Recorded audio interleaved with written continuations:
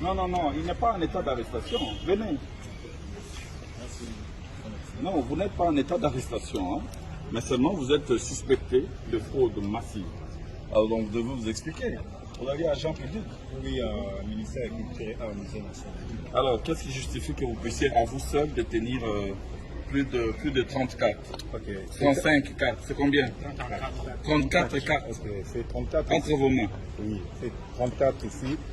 C'est-à-dire ma femme, à Salaka, et moi qui n'ai pas la ville à Dexablo.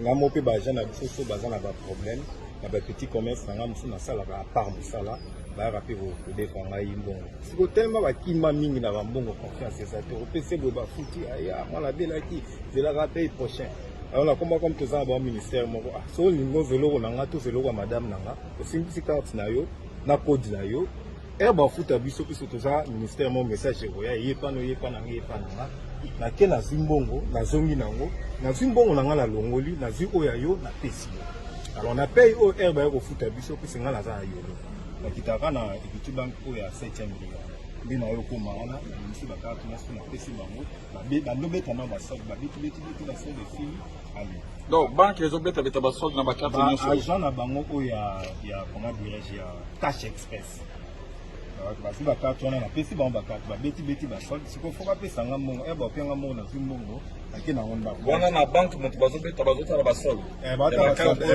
ona ye nango na cash express cash express wana ezalaka libanda na kati ya banque donc clôture ya banque bango siko baza libanda ya banque basiko na kati bazalaka 3 filles 4 filles babeti basoli babimisi mbongo baza baagent ya banque. Oui, ce sont des agents là-bas. Ouais. Parce que là-bas, il y a Kinshasa, cash express, c'est dans la carte.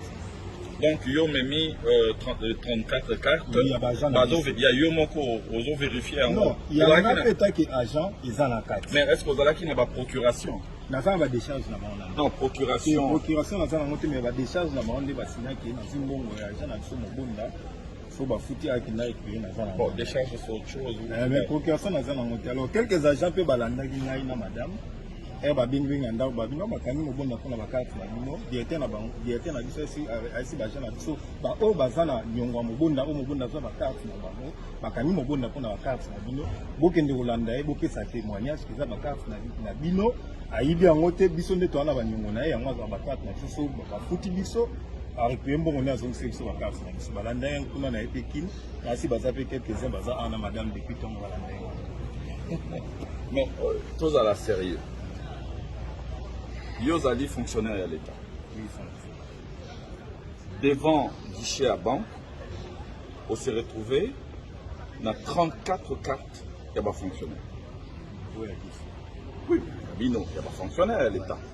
Yomoko, il y a 34 cartes.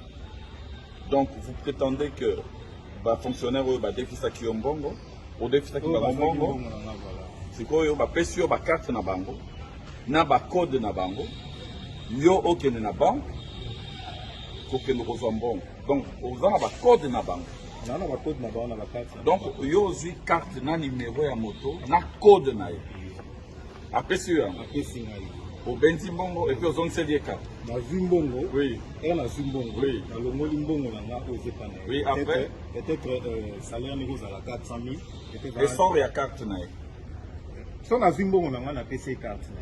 Ah bon. Bon, on peut pas à la Rabongo, peut-être avant la 400 000. Il faut peut-être, nous on a un exemple, nous avons 200 000. Aujourd'hui, on a 200 000, aujourd'hui carte, et dans la banque, ça passe. Oui, ça passe. Donc, dans la banque, nous avons autant de cartes. Alors, on va un guichet avec autant de cartes. Et on te sert. On dit, ah oui, vous avez une carte et on te sert. Non, c'est notre silence.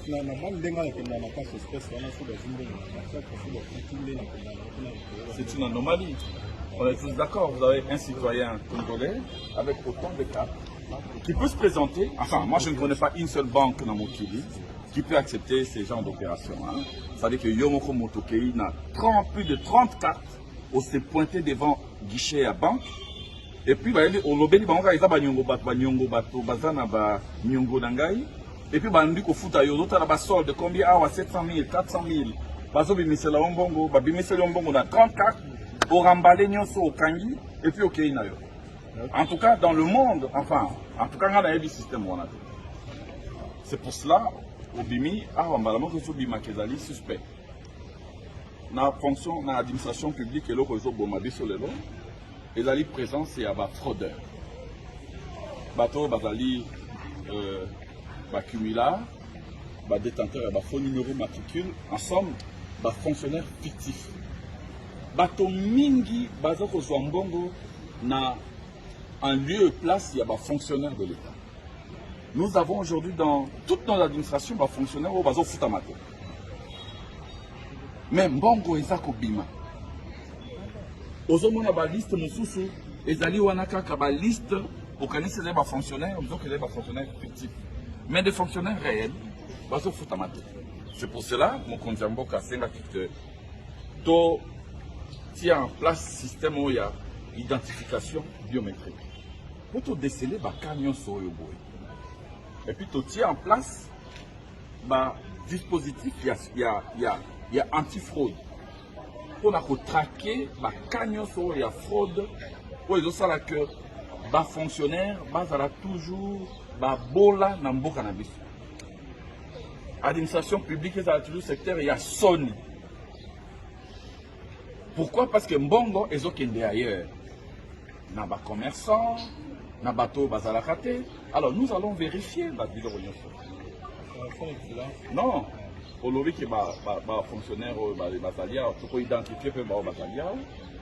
Eh bien, Bango Nyonso Bakozala entendu pour que clarification est là. Pour moi, si vous voulez, ces faits ne sont pas des infractions. Ce sont des crimes. Des crimes contre la nation. C'est clair. Si aujourd'hui notre pays est dans une situation de quasi-faillite, c'est à cause de ce genre de pratique. Si aujourd'hui notre pays va mal dans plusieurs secteurs, c'est à cause de ces gens d'antivaleurs. Mais nous marchons sur la tête. Quelqu'un avec 34 cartes qui se pointe devant un guichet, il y a banque, et puis